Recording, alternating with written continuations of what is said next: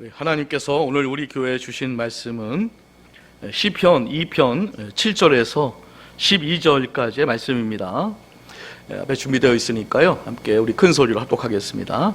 자, 시작. 내가 여호와의 명령을 전하노라. 여호와께서 내게 이르시되 너는 내 아들이라. 오늘 내가 너를 낳았도다. 내게 구하라. 내가 이방 나라를 내 유업으로 주리니 내 소유가 땅끝까지 이르리로다. 내가 철장으로 그들을 깨뜨리며 질그릇같이 부수리라 하시도다. 그런즉 군왕들아 너희는 지혜를 얻으며 세상의 재판관들아 너희는 교훈을 받을지어다. 여호와를 경외함으로 섬기고 떨며 즐거워할지어다. 그의 아들에게 입맞추라. 그렇지 아니하면 진노하심으로 너희가 길에서 망하리니 그의 진노가 급하심이라. 여호와께 피하는 모든 사람은 다 복이 있도다. 아멘. 오늘 본문 내용 가지고요, 너는 내 아들이라는 제목으로 하나님 말씀 증거하도록 하겠습니다. 우리 옆에 분하고 인사하겠습니다. 만나서 반갑습니다. 인사하겠습니다.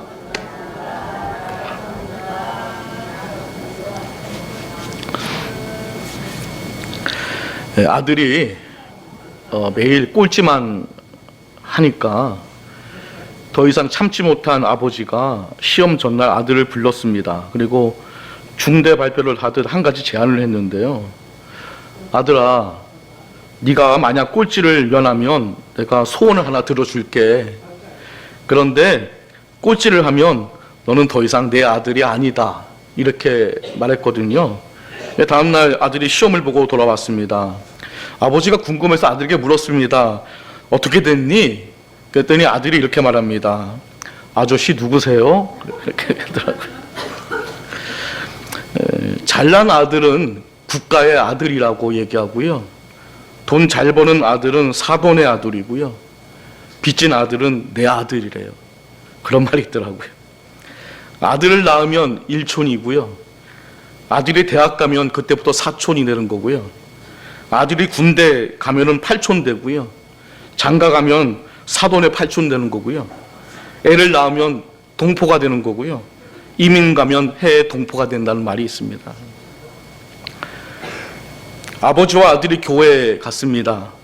한참 기도 중에 아버지가 우리 하나님 아버지 이렇게 기도를 하니까요, 아들이 옆에 있다가 눈을 감으면서 우리 하나님 할아버지 이렇게.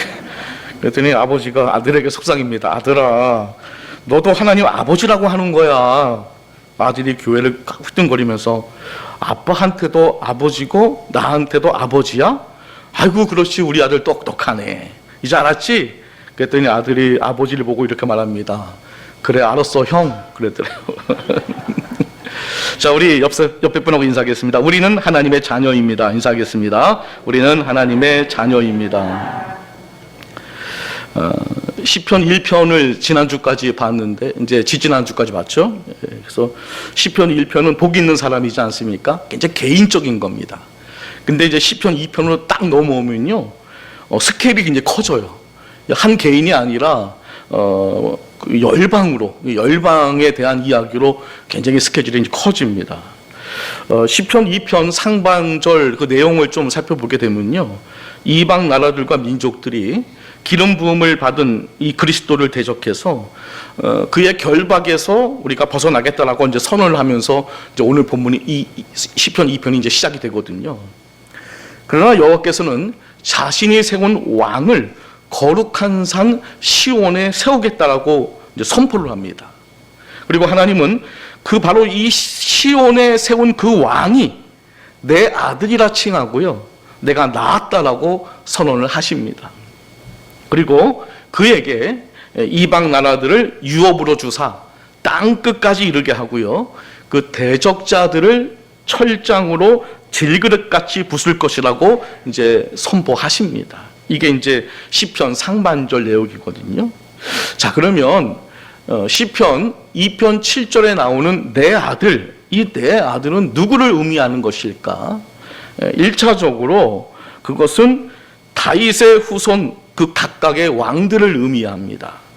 이 시편 2편은요, 왕들이 이제 즉위식을 할 때 그때 이 시를 노래했다고 해요. 그 즉위시입니다. 그래서 각각의 왕들이 세워질 때 이 시편 2편을 노래 부르면서 너는 내 아들이라 오늘날 내가 너를 낳았도다 이렇게 선포한 겁니다. 그리고 두 번째로 2차적으로 예수 그리스도를 의미하는 건데요. 다윗의 혈통에서 완전한 왕이 배출되지 않습니까? 그가 바로 예수 그리스도이십니다. 그래서 우리가 신약 성경을 보게 되면 사도행전을 보게 되면요, 비시디아 안디옥에서 바울이 그 믿는 자들에게 이제 설교를 한 내용이 있는데요. 하나님을 경외하는 자들 대상으로 설교를 할 때 이 부분을 인용을 합니다. 자, 사도행전 13장 32절 33절 말씀, 바울의 설교 내용입니다. 함께 읽어보겠습니다. 자, 시작. 우리도 조상들에게 주신 약속을 너희에게 전파하노니 곧 하나님이 예수를 일으키사 우리 자녀들에게 이 약속을 이루게 하셨다 함이라.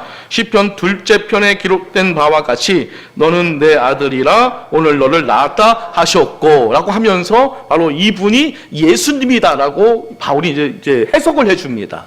그러니까 시편 2편에 나오는 그 아들이 바로 예수님을 의미하는 것이다라고 이제 말씀하고 있는 거죠. 또 히브리서 1장 4절부터 5절까지 또 읽어보겠습니다. 자, 시작. 그가 천사보다 훨씬 뛰어남은 그들보다 더욱 아름다운 이름을 기업으로 얻으심이니 하나님께서 어느 때에 천사 중 누구에게 너는 내 아들이라 오늘 내가 너를 낳았다 하셨으며 또 다시 나는 그에게 아버지가 되고 그는 내게 아들이 되리라 하셨느냐. 아멘. 이게 무슨 뜻이냐면요, 천사와 예수님 중에 누가 크냐는 거를 이제 아마 논쟁이 있었던 것 같아요. 그래서 바울이 당연히 예수님이 큰 게 아니냐. 그 이유가 뭐냐? 아니, 하나님께서 천사에게 언제 너는 내 아들이라 오늘 내가 너를 낳았다고 한 적이 있느냐? 천사에겐 그런 말을 하지 않는다. 오직 이 말은 예수님에게 해당하는 말씀이라고 말하면서 그 예수님의 우월성을 이제 강조하고 있는 내용이 이제 히브리서 1장에 이제 기록이 되어 있습니다. 그렇습니다. 시편 2편 7절에 내 아들은 예수님을 의미하는 것입니다. 예수님은 하나님이 낳으신 아들입니다. 자, 이렇게 또 보고요. 또 세 번째로요, 3차적으로 예수님을 믿고 구원받은 성도들을 의미합니다. 이거는 영적인 의미를 갖고 있습니다.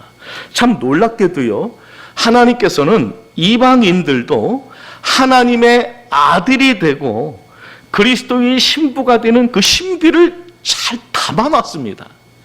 어떻게 이방인은 우리가 하나님의 아들이 될 수 있을까? 오늘 본문을 보게 되면 왕이신 예수님께서 이 세상을 심판하실 것인데요. 시편 2편 9절 말씀 읽어보겠습니다. 자, 시작. 내가 철장으로 그들을 깨뜨리며 질그릇같이 부수리라 하시도다. 아멘. 예수님이 재림하셔서 이 땅을 심판하실 것인데 질그릇같이 부시라라고 말씀하셨거든요. 이 미래에 되어질 약속입니다. 계시록 2장 27절 말씀 읽어보겠습니다. 이 내용이 계시록 2장 27절 말씀에 또 기록이 되어 있습니다. 자, 시작. 그가 철장을 가지고 그들을 다스려 질그릇 깨뜨린 것 같이 하리라. 나도 내 아버지께 받은 것이 그러하니라. 아멘. 그러니까 이제 앞으로 되어질 일이죠. 예수님 재림하셔서 이제 심판하실 겁니다. 자, 이제 여기까지 보게 되면 이방인들에게는 오직 이제 파멸밖에 없는 겁니다. 왜냐하면 예수님께서 재림하실 때 심판주로 오시기 때문에 이방인들에게 남은 건 심판과 파멸밖에 없는 겁니다. 자, 그런데 놀랍게도 하나님은 이방인들이 이 심판을 피할 길을 제시해 주었습니다. 그게 오늘 본문에 기록이 되어 있더라고요. 그럼 그 방법이 뭐냐? 봤더니 그게 예수께 입을 맞추는 겁니다. 자, 시편 2편 12절 오늘 본문 말씀입니다. 함께 읽어볼게요. 자, 시작. 그의 아들에게 입 맞추라. 그렇지 아니하면 진노하심으로 너희가 길에서 망하리니 그의 진노가 급하심이라. 여호와께 피하는 모든 사람은 다 복이 있도다. 아멘. 그러니까 오늘 시편 2편을 읽어보면서 예수님께서 심판하실 건데 그 피할 길을 제시해 주었는데 그게 뭐냐 하니 봤더니 그의 아들에게, 예수님에게 입 맞추는 것, 이것이 피할 길이라는 거죠. 입 맞춘다는 것은 영접한다는 의미를 가지고 있는데요. 근데 놀라운 사실은요, 이렇게 그의 아들에게 입맞추면, 그러니까 영접하면 놀라운 일이 벌어지게 됩니다. 자, 함께 읽어보겠습니다. 요한복음 1장 12절 13절 말씀. 자, 시작.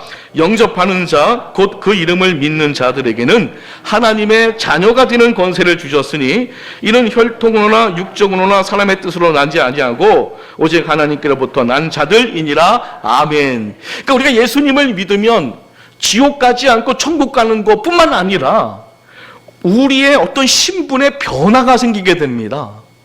본질상 진노의 자녀였던 우리들이 예수님을 믿는 순간 하나님의 자녀가 되는 권세가 우리에게 주어진다는 거죠. 이게 무슨 말입니까? 하나님의 아들이 된다는 겁니다. 자, 우리는 성경 곳곳에서 예수님을 믿고 구원받은 성도가 바로 하나님의 아들임을 발견하게 되는데요. 자, 로마서 8장 14절 15절 말씀 읽어보겠습니다. 자, 시작. 무릇 하나님의 영으로 인도함을 받는 사람은 곧 하나님의 아들이라. 너희는 다시 무서워하는 종의 영을 받지 아니하고 양자의 영을 받았으므로 우리가 아빠 아버지라고 부르짖느니라. 아멘. 우리가 기도할 때 하나님 아버지라고 하잖아요. 그 왜 우리가 그렇게 기도를 하는 겁니까? 우리가 자녀가 된 겁니다. 우리가 하나님의 아들이 된 겁니다. 그래서 우리가 하나님을 아버지라고 부를 수 있는 것이죠. 이렇게 아버지라고 부를 수 있는 것 자체가 큰 은혜인 줄로 우리는 믿습니다. 자, 로마서 또 9장 26절 말씀 또 읽어보겠습니다.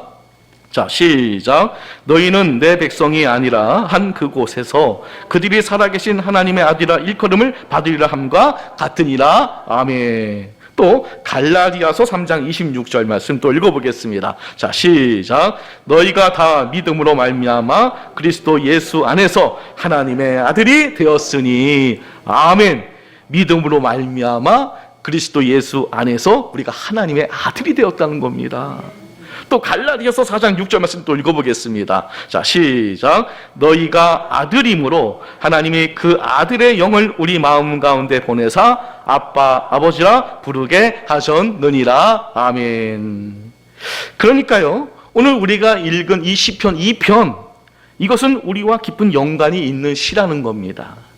예수 그리스도에 관한 약속의 말씀이지만 또 곧 우리를 향한 하나님의 말씀이기도 한 겁니다. 하나님은요, 우리를 다시 태어나게 하셔서, 즉 거듭나게 하셔서 하나님의 자녀로 삼아 주셨습니다. 여러분이 예수님을 영접하면 우리 하나님께서 여러분에게 이렇게 말씀하십니다. 사랑하는 자녀야, 너는 내 아들이라. 오늘 내가 너를 낳았도다. 그러므로 예수님과 입 맞추시기를 주님의 이름으로 축복합니다. 그것이 살 길입니다. 예수님께 입 맞추셔야 됩니다. 하지만 여러분, 우리가 이 땅을 살아가면서 예수님께 잘못된 입맞춤을 하는 존재들이 있습니다. 거짓 입맞춤이죠. 대표적인 예가 가룟 유다의 입맞춤인데요, 이건 배반의 입맞춤이었습니다. 누가복음 22장 48절 말씀 읽어보겠습니다. 자, 시작. 예수께 입을 맞추려고 가까이 하는지라 예수께서 이르시되 유다야, 내가 입맞춤으로 인자를 받으냐 하시니. 그러니까 가룟 유다의 입맞춤은 배반의 입맞춤이었습니다. 그러므로 우리는 진정한 입맞춤을 예수님과 해야 할 줄 믿습니다. 그러면 진정한 입맞춤이란 무엇인가에 대해서 함께 말씀을 좀 나눠보도록 하겠습니다. 자, 예수님과의 그 진정한 입맞춤이란 첫째, 그것은 하회의 입맞춤입니다. 여러분, 입맞춘다는 것은요, 적대 관계가 해소되고 다툼이 끝이 나고 그리고 평화가 정착되었음을 보여주는 장면인 것입니다. 여러분은 야곱과 에서가 해후하는 장면을 기억할 겁니다. 이 두 형제의 마음은 오랫세월 동안 서로 원수로 갈라져 있었습니다. 야곱의 마음에는 늘 형을 두려워하는 마음, 그리고 에서의 마음은 늘 복수의 칼날을 갈고 있었지만 그들이 해후했을 때 그들 사이에서 화해가 이루어지게 되는데요, 그때 서로 끌어안고 입맞춤을 합니다. 자, 창세기 33장 4절 말씀 읽어보겠습니다. 자, 시작. 에서가 달려와서 그를 맞이하고 안고 목을 어긋 맞추어 그와 입맞추고 서로 우니라. 아멘. 그러니까 진정한 입맞춤은 하회의 입맞춤인 겁니다. 남보다 못한 형제 관계였지만 하회의 입맞춤으로 형제 관계가 회복되어진 겁니다.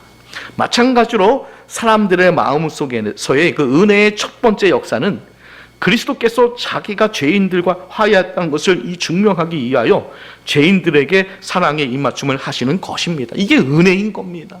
주님이 먼저 입맞춤을 시도하시는 겁니다. 우리가 먼저가 아닙니다. 탕자의 비유에서 아버지가 돌아온 탕자에게 한 입맞춤이 바로 그겁니다. 이로써 남보다 못한 이 관계가 회복이 되어지는 겁니다. 죄인은 우리들은요, 원래 예수님과 원수지간이었습니다. 자, 로마서 5장 10절 말씀 함께 읽어보겠습니다. 자, 시작. 곧 우리가 원수 되었을 때에 그의 아들의 죽으심으로 말미암아 하나님과 화목하게 되었은즉 화목하게 된 자로서는 더욱 그의 살아나심으로 말미암아 구원을 받을 것이라. 아멘. 이 보니까 원수 되었을 때 관계가 원수 관계였습니다. 하나님과 우리는 원수 관계였습니다. 본질상 진노의 자녀였습니다. 그런데 예수 그리스도로 말미암아 이 하회의 입맞춤을 통해서 이 하나님과의 관계가 회복되어져서 하나님의 자녀가 되는 겁니다. 이게 놀라운 거죠. 성령께서는 믿지 않는 자들과 화해하기 위해 두 발을 지금도 활짝 벌리고 계십니다. 화해, 이것이 복음의 메시지거든요. 복음은 화해의 사역인 것입니다. 에베소 2장 16절 말씀, 에베소서 2장 16절 말씀 함께 읽어보겠습니다. 자, 시작. 또 십자가로 이 둘을 한 몸으로 하나님과 화목하게 하려 하심이라. 원수된 것을 십자가가 소멸하시고, 원수된 것을 예수님의 그 십자가가 가서 소멸시켜 버렸습니다. 그래서 그 원수 관계가 화해의 관계로 이제 회복된 거죠. 그래서 화목하게 하려, 이게 화해하게 하려는 뜻을 갖고 있는 겁니다. 자, 이 입맞춤을 하려면요, 먼저 하나님의 성령이 역사하셔서 그 사람의 마음을 바꿔놔야 합니다. 성령님께서요, 완고하고 고집센 마음을 꺾으셔야 됩니다. 그래서 진정으로 회개할 때 하나님과 화해의 입맞춤을 하는 겁니다. 가룟 유다는 진정으로 회개하지 않았습니다. 그래서 그의 입맞춤은 여전히 원수의 입맞춤이었습니다. 우리들이요, 아무리 예수님과 입맞추려고 하려고 할 때 이 화해가 없다면, 이 화해의 입맞춤이 아니라면 우리는 진정으로 예수님과 입맞출 수가 없는 겁니다. 혹시 주님과의 화해에 입맞춤을 하지 않았다면 이 시간 이 자리에서 자신이 죄인임을 회개함으로써 그리스도께 화해의 입맞춤을 결단하시기를 주님의 이름으로 간절히 축복합니다. 두 번째는 충성의 입맞춤이었습니다. 고대 동방의 문화에서 왕에게 입맞춘다는 것은요, 단순한 인사, 어떤 형식적인 어떤 그런 인사를 넘어서서요, 이것은 충성의 서약이었습니다. 그러니까 왕에게 입 맞춘다는 것은 충성을 다짐하는 그런 어떤 의식이었습니다. 왕의 건세에 복종하겠다는 맹세이고요, 그 왕이 어떤 결정을 내리든 그것을 반기를 들지 않겠다는 전적인 복종의 표현이었습니다. 그런 의미를 가지고 있습니다. 그래서 그의 아들에게 입 맞추라는 이 말씀은 단지 감정적 동의가 아니라요, 삶의 전환과 순종의 결단을 요구하는 명령인 겁니다. 예수님을 믿는다는 건요, 단순히 그분의 어떤 구속을 인정하는 것에 그치지 않고요, 이제부터는 나의 인생을 다스리는 왕으로 모셔드리는 겁니다. 할렐루야. 왕으로 모셔드리는 겁니다.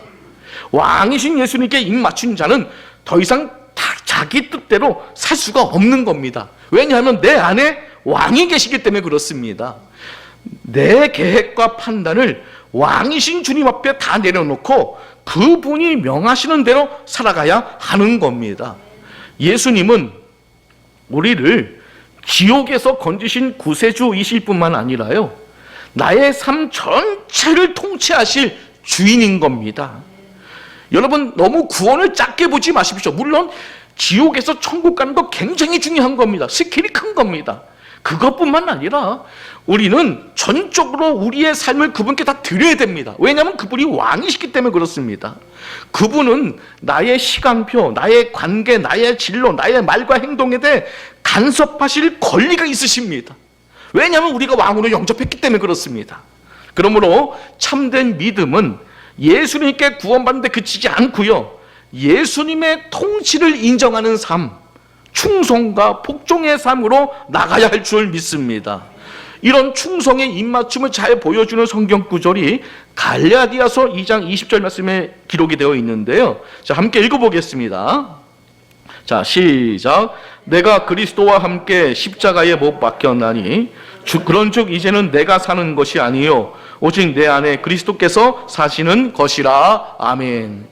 이제 나는 주님의 것입니다. 할렐루야. 이것을 인정해야 될 줄 믿습니다. 나는 내 것이 아닙니다. 나는 주님의 것입니다.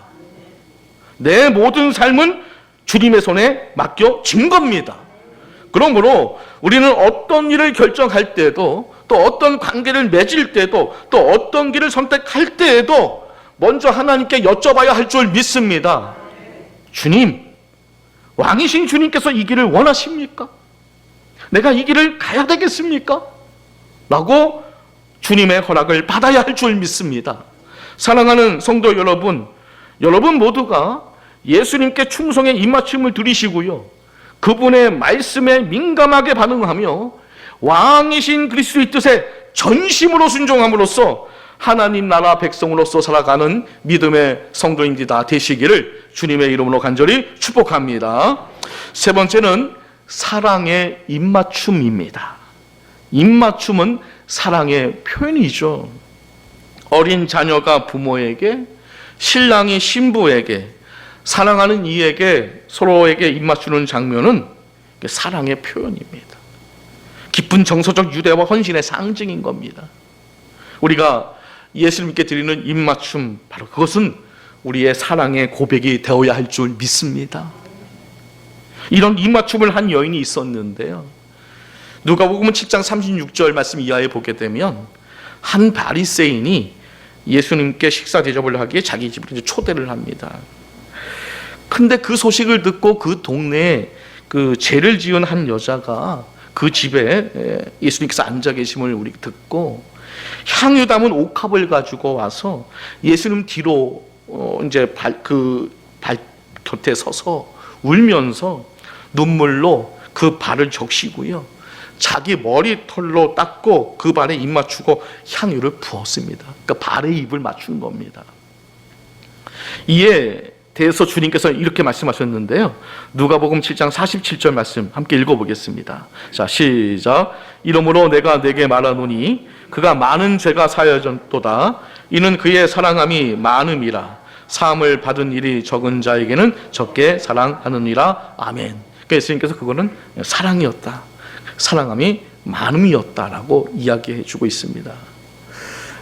이 여인이 예수님께 드린 행동은 단지 용서를 받기 위한 간절한 표현뿐만 아니라 그것은 사랑의 표현, 감격에 찬 사랑의 폭발이었습니다.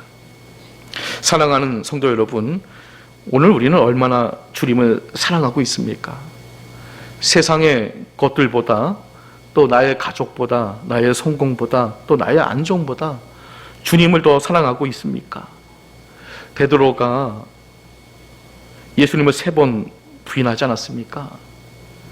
근데 부활하신 예수님이 베드로에게 와서 3번 물었습니다. 네가 나를 사랑하느냐? 이렇게 물으셨거든요. 주님은 오늘 우리에게도 같은 질문을 하십니다. 정말 너는 나를 사랑하느냐? 하나님은 질투의 하나님이십니다. 질투의 하나님이요. 솔로몬은 처음에 하나님을 사랑했지만 인생 말년에 이방 여인을 사랑했다라고 성경에 기록되어 있습니다. 이로 인해서 솔로몬의 인생은 아름답지 못한 결말이 되고 말았습니다. 자, 우리의 대답이 단지 말이 아닌 사랑의 입맞춤으로 드러나기를 소망합니다. 우리가 기도하고요, 찬양하고 순종하고 또 헌신할 때, 예배 드릴 때 그 속에 주님을 사랑하는 우리의 진심이 담겨져 있어야 됩니다. 주님은 중심을 모신다고 했잖아요. 그냥 형식적인 예배가 아니라요, 하나님을 사랑하는 그 마음을 가지고 우리가 찬양을 부르고 기도하고 예배 드려야 되는 겁니다. 그게 중요한 겁니다. 그래서 그 사랑이 점점 더 깊어져서요, 주님의 사랑에 감격하며 눈물을 흘릴 수 있는 참된 예배자가 다 되시기를 주님의 이름으로 간절히 축복합니다. 말씀을 정리하겠습니다.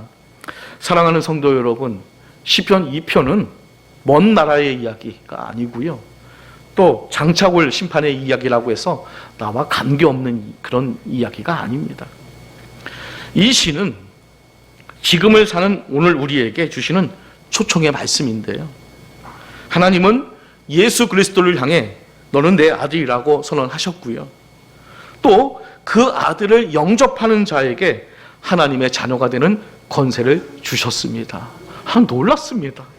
그러므로 오늘 우리에게 요구되어지는 것은요, 형식적인 신앙이나 말로만의 고백이 아니라 예수님께 드리는 참된 입맞춤, 이게 정말 중요하다는 겁니다. 자, 우리는 예수님께 입맞춰야 되는데요, 어떻게 입맞춰야 될까? 화해의 입맞춤으로 하나님과의 관계를 회복해야 됩니다.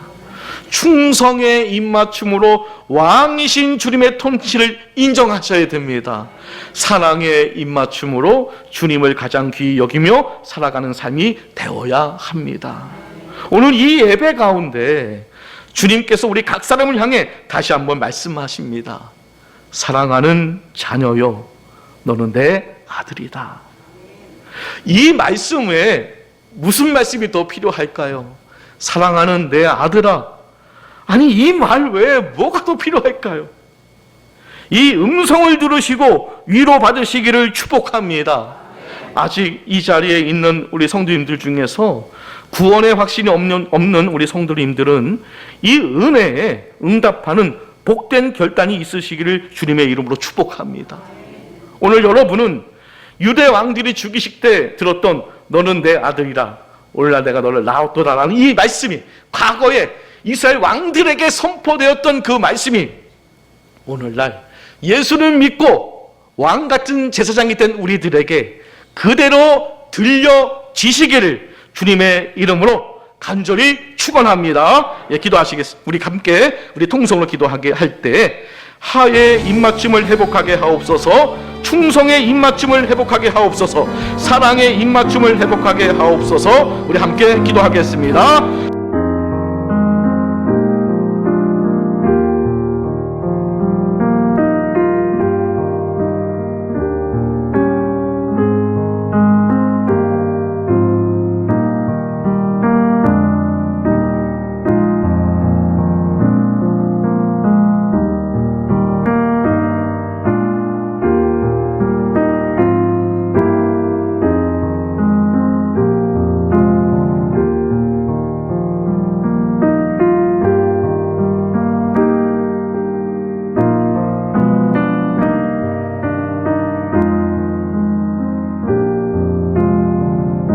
제가 기도하고 마치겠습니다. 거룩하신 아버지 하나님, 뇌동맥 출혈 수술을 받은 우리 최성분 권사님을 주님의 손에 맡겨드립니다.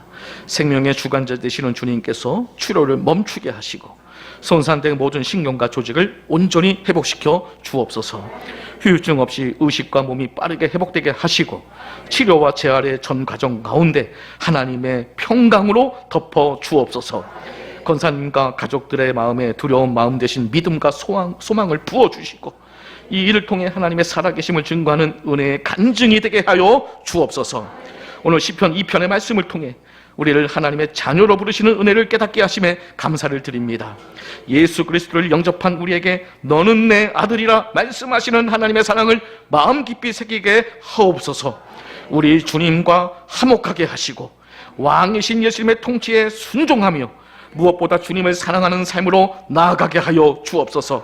형식적인 신앙을 다 버리고 진실한 마음으로 믿음으로 살게 하시며 우리의 삶이 주님께 드려지는 향기로운 제사 향기로운 고백이 되게 해 주옵소서. 우리의 예배를 받아주실 줄 믿사오며 예수 그리스도의 이름으로 간절히 기도드립니다. 아멘.